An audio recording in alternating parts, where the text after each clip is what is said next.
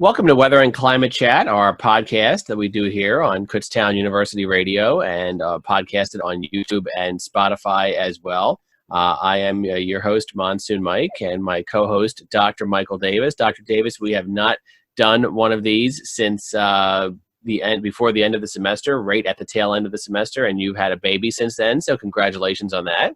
Thank you. Although I must say it wasn't me that had the baby. Well, that's true. That's true if you want to be technical. But what's the baby's name? Robin Sky. Very nice. Very nice.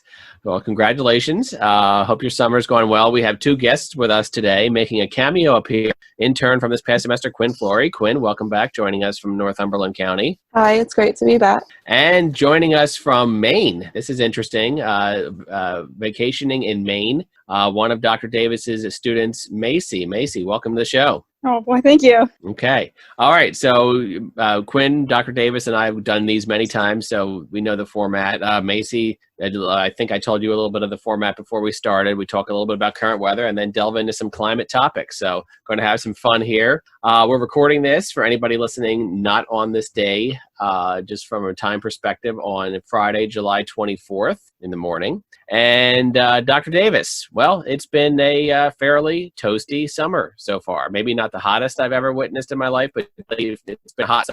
Yeah, it's been quite warm the past couple of days, if not weeks. The atmosphere's generally been in more of a zonal pattern right now, and there's not a lot of waviness, essentially the jet stream. So usually in those situations, you get very tedious, monotonous kind of weather, and it's been like that, thus creating those warmer conditions that we've seen. And you've also had warmer temperatures kind of building across the western part of the country and then moving gradually eastward. Mm-hmm. And every now and then we get this big dome of high pressure that moves in and creates these very warm, toasty conditions, which we saw with the heat advisories and excessive heat warnings that were up around the Delaware River Valley just a couple of days ago, actually. Yeah. And it really is not showing any sign of breaking till, I believe, early next week. Look like there could be some type of relief coming in from the north. Yeah, we saw that too. Yeah, I'll share the Climate Prediction Center stuff shortly. It does look like finally some relief. One thing I have learned about myself, Dr. Davis, in the past couple of years, I've always joked that I hate summertime because I hate the heat. But I've come to the realization in my life that it's not really the heat as I mind, it's the darn humidity. So I realize that it's this stupid dew point that I really can't stand. And we just have had so much humid air, but I guess that's normal for this time of year for this part of the country, right? Yeah, a lot of people, before I go out there, say that, oh my goodness, it's really humid out. And it's really kind of a misconception, is that humidity is what you feel. It's just referring to how much water vapor is in the air. Right. Dew point is the one that you have to really watch more than the humidity, because that's showing you how close you are to saturation, thus how much water vapor is in the air. Water vapor being a greenhouse gas is going to absorb energy better, so it feels more sticky, more oppressive with the higher dew point. For instance, humidity does go down during the course of the day. So if you say, oh, it's really humid, it's not as humid as what it was in the morning. So it's actually gone down. And in some cases, your humidity is even higher in your home than outside. Right. During the summertime. So there's that misconception going on there. And you'll notice that's why I use the word dew point, because that's what I watch as well too, is the dew point. And the other thing I like to bring up in class is that if you have 50% relative humidity in Florida and 50% relative humidity in Alaska, because they're a function of temperature, it doesn't mean that they have the same amount of water vapor in the air. Right. Because Florida's going to have a heck of a lot more than what Alaska is going to have. Right, right. But the dew points have been going up past couple of days, if not weeks. And that's fairly common, I would say, for this time of year in this part of the country. July, we're pretty much in the full throngs of summer. August is likely going to be even toastier. Then September, we start to kind of go down on that curve and start to transition to not as warm of temperatures. Right, right. Okay. Well, I am seeing some encouraging signs for this. If you're not a fan of very high dew point weather, we have, I believe, there's a front nearby. The past couple of days, we've been under the influence of a stationary front, which has kind of sent some ripples of energy and given us, several days of some showers and thunderstorm chances. Still that chance. Some of them have been on the severe side too. Yeah, I missed all of them up here in Schuylkill County, knock on wood, which I'm not complaining about because I don't want to lose power and not have air conditioning because I hate heat.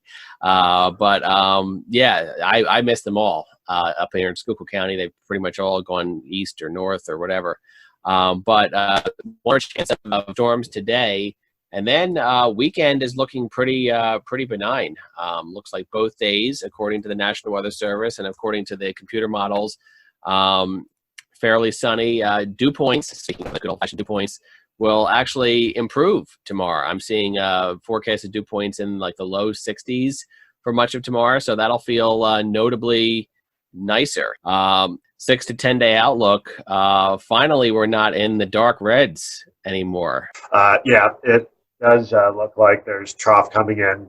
Should be getting more cooler air from Canada coming down and generally giving us more comfortable conditions. If you want to consider comfortable. Right. Absolutely. Okay. Let's talk about the tropics now. Now that we've discussed our current weather, tropics have been very active this year. And we are, I think, further along in the alpha than we had ever been before, Dr. Davis. Talk a little bit about that. Yeah, we just had Gonzalo form yesterday, and currently a tropical storm, I believe. Mm-hmm. It should strengthen to a hurricane sometime today or tomorrow. And there's also Tropical Depression 8, which is currently sitting in the Gulf of Mexico. And, it just became Tropical Storm Hannah. It was supposed to go Hannah later today. I did not know it just went to Hannah. So, breaking news on Weather and Climate Chat today. And that's going to be heading into the Gulf coast of Texas.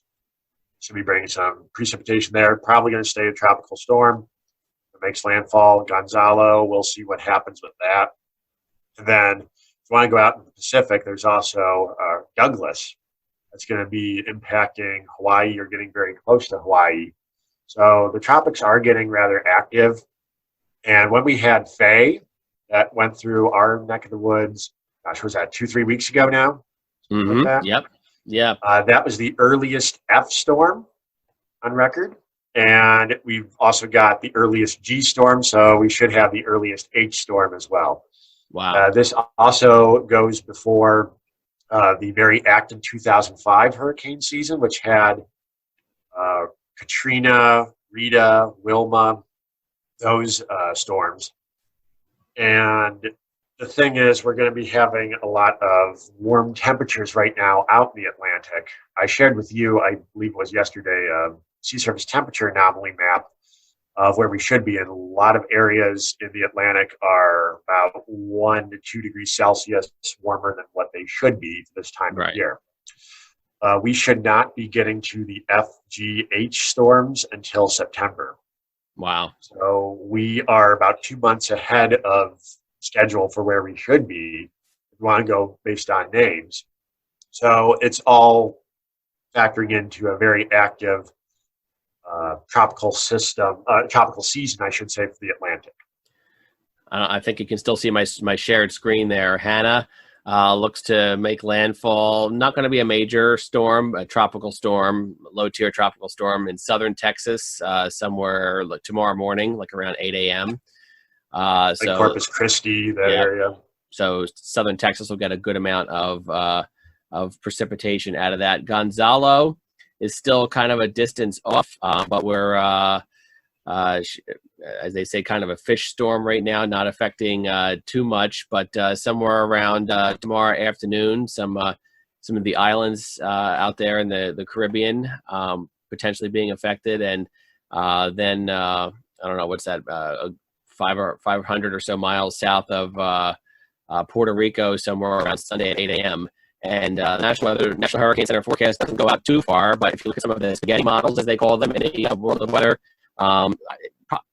anywhere on the Gulf Coast probably should keep their cautious eye out on where Gonzalo goes after next week. Would you say, Dr. Davis? Yeah, there's a pretty good spread around the whole Gulf Coast for where Gonzalo may go. Mm-hmm. I think I did see a couple outliers bringing it north toward the Bahamas. but I would not buy them. I feel as though you're not really having any sort of steering mechanism to the north, like due north. So I would probably favor more of a Gulf Coast kind of landfall if there was going to be one. The Yucatan Peninsula, perhaps in Mexico, I would say might be favored as well. Yeah, I'm just trying to find the spaghetti models for Gonzalo. Yeah. Pretty much staying in the Caribbean, Yeah. going toward Jamaica, South Cuba. Yeah. So, well, definitely something to keep our. Now here we go. Yeah, there you go. There's some of the spaghetti models for Gonzalo. So yeah, staying in the Caribbean, some concern maybe once it gets up here past the Yucatan, going into the Gulf of Mexico, and that's almost a week out. And that's still a long way out. Exactly. Yeah, that's still a long way out. Okay, so very active tropics. Looks like no end in sight to the activity anytime soon. So maybe we'll get through the whole alphabet. What happens if we get through the whole alphabet? I think that happened one time recently. Where did we go to the Greek alphabet? In 2005, actually. Okay. To the Greek alphabet. Greek alphabet. Okay. So we had alpha, beta, gamma, those ones. Okay. All right. So that covers that topic. We actually, Dr. Davis and I have a list of topics because there's so much to talk about. Now here's where Quinn and Macy can jump a lot more in, because now we're going to get more into like the I guess we'll start with a positive thing, and then we'll get to more of the maybe the heavier stuff. Our friend Greta has won a major award. Let's talk a little bit about that, Dr. Davis. So I think it was earlier this week. She was awarded the Gulbenkian, I guess is how you pronounce it, Prize for Humanity. Every year it goes toward, it's awarded to someone who recognizes people, groups of people, and or organizations from all over the world whose contributions and mitigations and adaptations to climate change stands out in novelty, innovation, and impact. And she won 1 million euros for it. And she's going to donate all that to her foundations to help give out funds to people who are on the frontline communities, specifically in the global south. I've heard specifically places like indigenous people of the rainforest that are fighting deforestation and other impacts like that. So she's doing a lot of philanthropic work now with her money that she's won from the very prestigious prize. And it just goes to show that climate change is still on the front burner for a lot of people. And she still has an impact on the global community in terms of her visibility, in terms of her just weight that she carries about with her. Absolutely. Quinn and or Macy, thoughts about this award that Greta has won? I think it's such an honor that she won at such a young age. It really is just inspiring to all, meaning like if it's someone that young who's 17 years old can work that hard, it's just proof that anyone can really do it. And it's just an inspiration to people who want to get involved but aren't sure how. They can simply donating to environmental groups and just putting the word out that climate change is real, just really has such a massive impact on people. Yeah, very nicely put. Quinn, comments? Yeah, it reminds me of the story about the starfish. I don't know if anyone's ever heard that. When like a little child was throwing starfish back up into the ocean because hundreds of thousands of them like washed up onto the shore, and he was doing it by himself, and then someone walked up to him and was like, "Why are you doing this when you're only one person? You can't possibly save all of them." And then he was like, "Well, if no one doesn't do it, who else will do it?" So then like people started joining in, and it's the same way with Greta. Like she was the one who would sit by herself, and then all these people just week after week started joining her. And that's just what happens. Like you just need one person to set off the domino effect for everybody else. And it's awesome that she was awarded that at such a young age as well. You have millions and millions of people doing the climate strikes and Fridays for Future globally. All because of her. Yeah, that's excellent. She's an excellent inspiration. And I think that was excellent, Quinn, what you said right there, that it just takes one person to have that effect.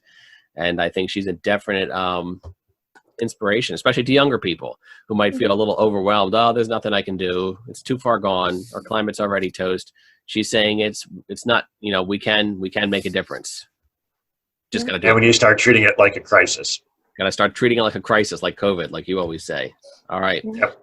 Well, that's topic number one. Speaking of crises, now here we go getting into the heavier stuff. Reading verbatim what you sent to me the other day, Dr. Davis, 25 climate scientists, including Chris Bretherton and Gavin Schmidt, big names, said best case scenarios of climate change can be ruled out. So that's ominous.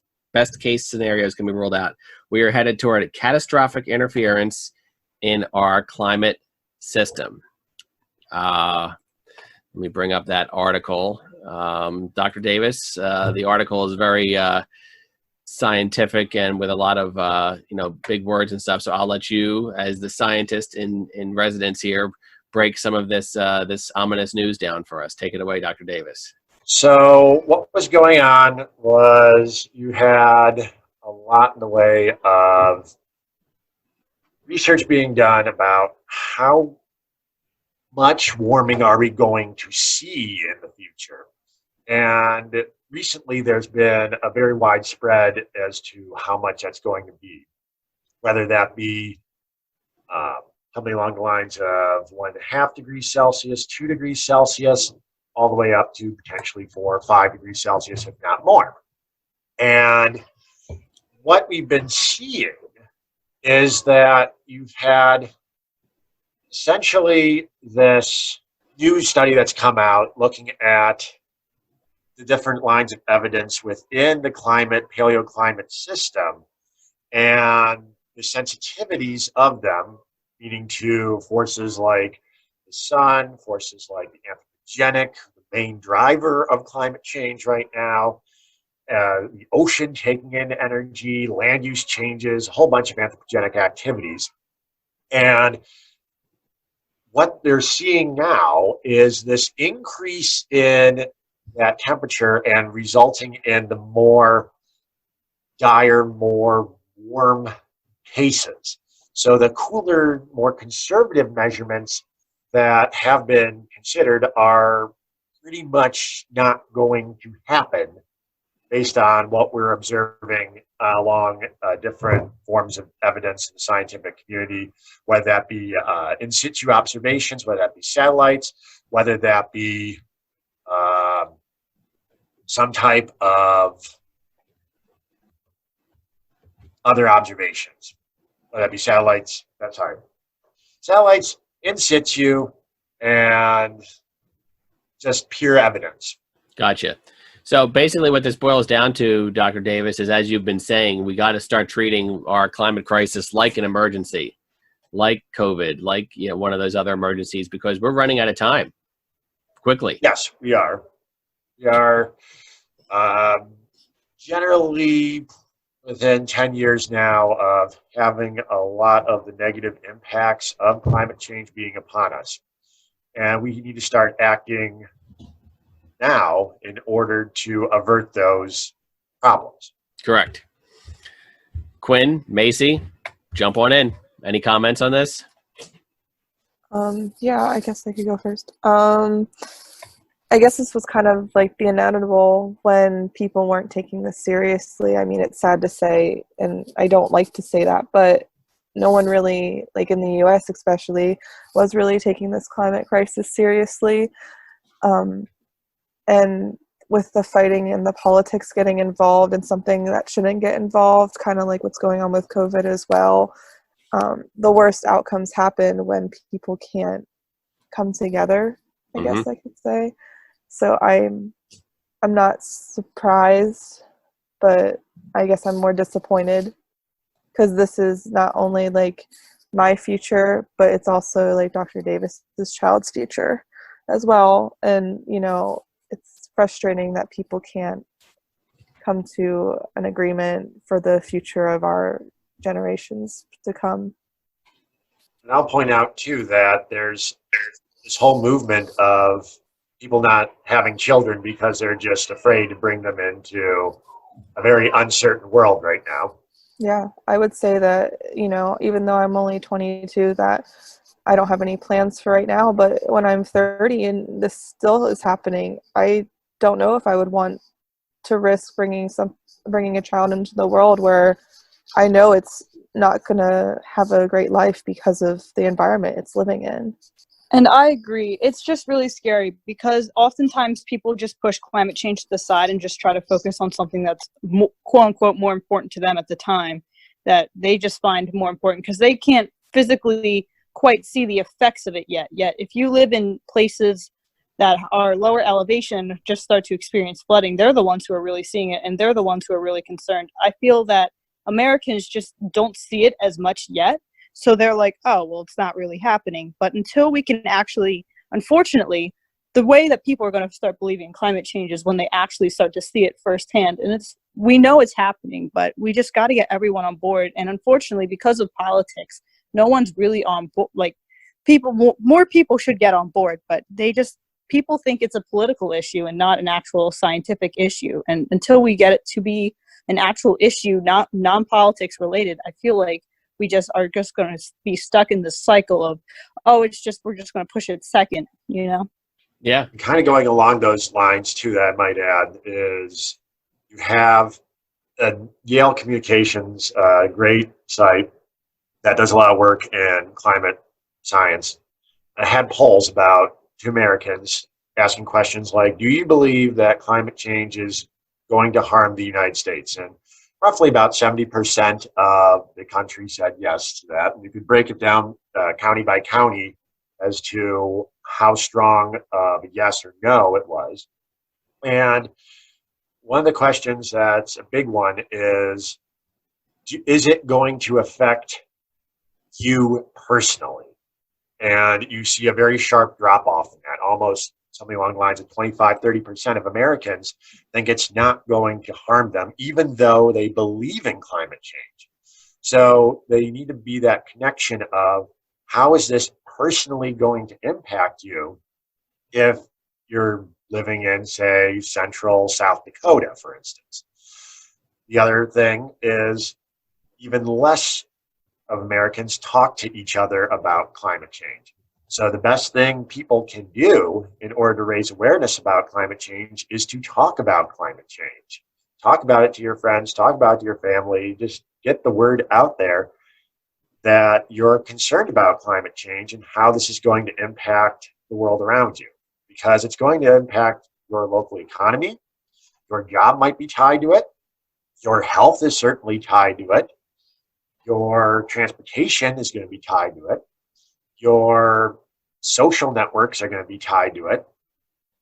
There's a lot of issues that go into climate change that people, I think, don't really fully grasp, and they don't see the whole complexity of the issue.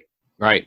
Any other thoughts there, Quinn or Macy, or that pretty much covered? I mean, that I think that really, I think, like you said, Dr. Davis, it just boils down to, and I'll just make it very simple because everybody has COVID on the mind right now. It just boils down to that we've got to start taking the climate crisis as seriously as COVID. I mean, because imagine if we got that same kind of response to shutting things down, and as with climate change as we do COVID, then we might actually see some major changes happening quickly. So I think we just gotta put the priority up in our head and realize that it really is a major crisis.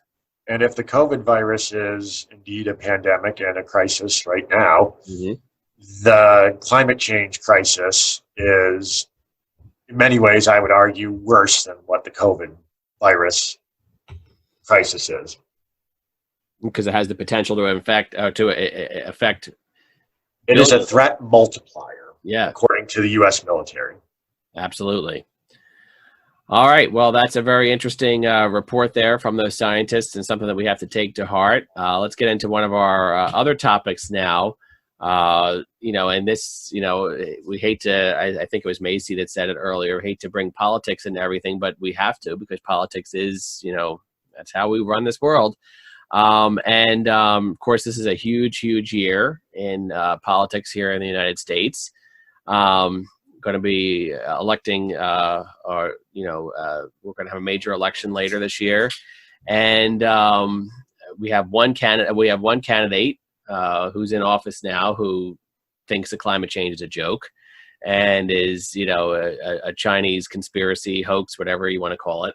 Our other main candidate is Dr. Davis. Earlier this year was a little lukewarm on accepting him because he really was, while better than the other guy, still extremely weak. Well, it seems the good news that thanks to some pressures from the further left, that guy now is coming around. And let me share the screen on that one. Joe Biden has, as the Intelligencer quotes, cribbed Jay Inslee, of course, is your guy there, Dr. Davis, climate plan, and Inslee couldn't be happier about it. Joe Biden has gotten pretty aggressive with his climate platform from not being very aggressive at all. And some arguably could say that it still could be even more aggressive, but compared to where Biden was just earlier this year, it's a major improvement. Talk about that, Dr. Davis. Yeah, so earlier this week, Joe Biden came out with his climate plan, and it basically gives $2 trillion to help fight the climate crisis and deal with it in such a way that should avert us from more of the harmful effects of climate change. And that all being said, he originally did not have a very good plan out there.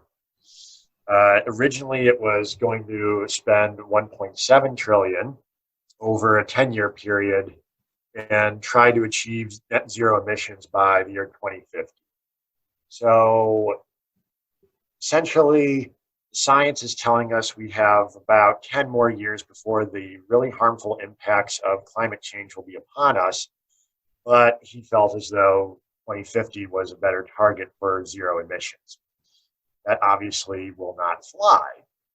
And now that he's the presumptive candidate for the Democratic nomination, he formed a climate task group, which was headed by John Kerry, the former Secretary of State, the Alexandria Ocasio-Cortez, the firebrand House of Representatives member from New York, and also the head of the Sunrise Movement, a grassroots effort aimed at advocating for climate change legislation, climate change policies that really are effective and really putting the Green New Deal at the forefront of that.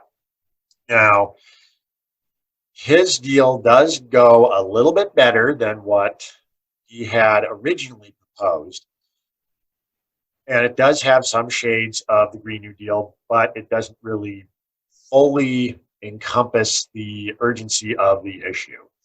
Right now, his plan outlines specific and aggressive targets, such as getting emissions-free power by 2035. So it's better than 2050, but still not on the timescale we need. And upgrading almost 400 million buildings over the next 4 years to meet higher energy efficiency standards. He's also going to be promoting electric vehicles.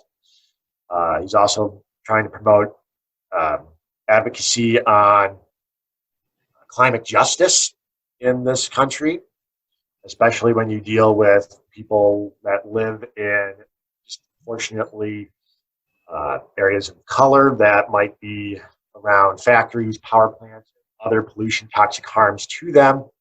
And he's also planning on establishing an office on environmental and climate justice within the Justice Department, and how the environmental policy decisions of the past have failed those communities and what we can do to correct them.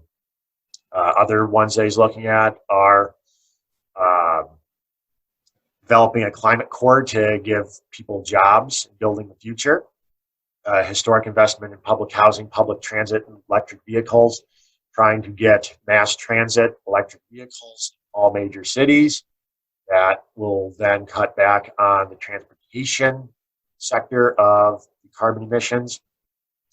He's also focusing on 40% clean renewable energy and infrastructure projects, and also putting them on front lines in those areas of minorities and in indigenous communities.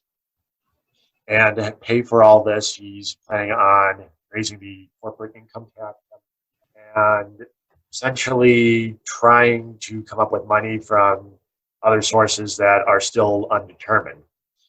And really emphasize solar and wind in this country, especially when solar installations and wind turbine techniques, and also invest in carbon capture and storage technology of natural gas, and incentivize and research funding into carbon capturing technology, because we cannot afford to just go carbon neutral. We need to go carbon negative. We need to start taking carbon out of the atmosphere.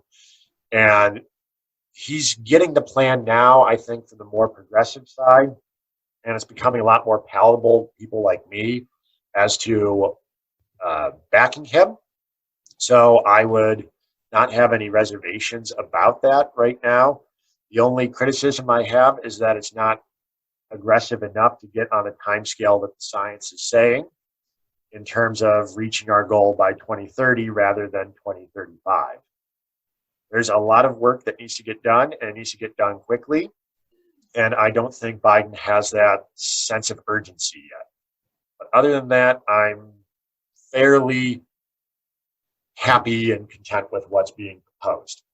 Yeah, because we always say, Dr. Davis, we don't even know if our planet has until 2035, 2040, 2050. At the rate we're going now, we might not, have a inhabitable planet by then. So we really got to turn this up in priority. But compared to where Biden was just a few months ago, this is a markedly improved platform. And I think we can thank the further left, like Inslee, like Sanders, like AOC, like forces like that, for pushing him further to the left and making him more progressive. So that's good. Quinn and Macy, comments on this topic?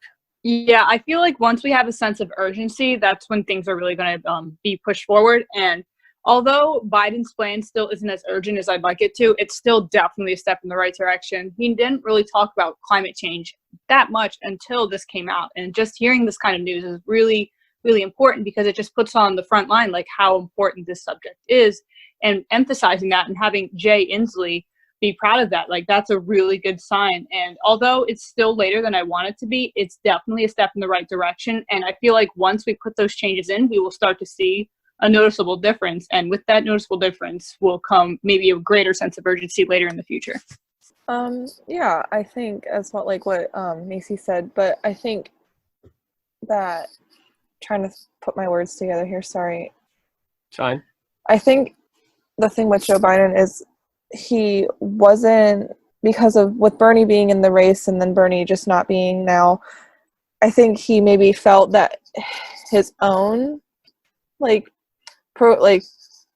election for running, that he didn't need to do that as much, and he wasn't focusing on it, which is fine if that's what he wanted to do, and he didn't want to focus on climate change as much now. But I feel with Bernie not being in the running and with all these other outside influences, he has to do something for everybody and listen to what the people are saying, and not as much as what he originally had wanted to do, which I'm glad that he is listening to other voices, and he can be told that this is what the people want, and this is what will make us as a whole better in the United States, compared to the person who's in office now, who can't listen to other people and can't take suggestions and completely shuts them out, which I think shows a lot about Biden's character, when he can be, influenced in a positive way. So yeah. That's what I had. No, that's very well, very well spoken. So we just got to continue to press that this is a major issue, and keep Biden on track, because like we've said, he can get a little off track sometimes, and we got to keep him on track. And I think that's definitely, he's finally got a platform that's more aggressive. Could be a little more aggressive, but it's more aggressive than it was, and keep him on track, and definitely advocate for him. Starting to get close to 11 o'clock. We're recording this on Friday morning at between 10 and 11. And I know one of our guests here has to head out at 11 o'clock. So I'd like to start wrapping this up. I think we covered all the topics, Dr. Davis. Do you think we covered them all? I'm just looking at our list once again.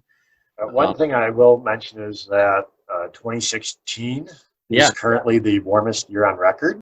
Yes, right now 2020 is on pace to be the warmest year on record. Wow.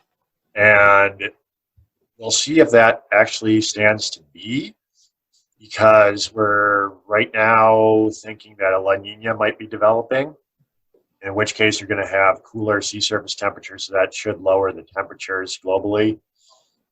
2016, if you recall, was the Godzilla El Nino, the very large El Nino, and we had very warm temperatures as a result.